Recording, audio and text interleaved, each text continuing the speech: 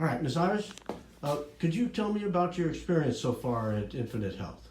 I'm so happy. I am able to get up normally, not waiting in bed till I have the energy to.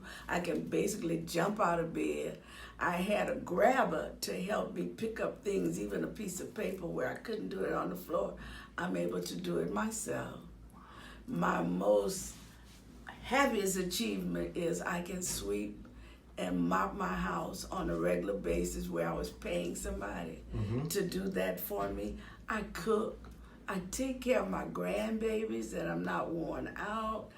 And I'm just excited because where I was debating having a knee surgery, I haven't even started everything with the injections and my knee's not giving me any pain. I don't take any medication, not even over-the-counter medicine for pain. And I'm just excited. Plus, I've lost weight, so and still losing.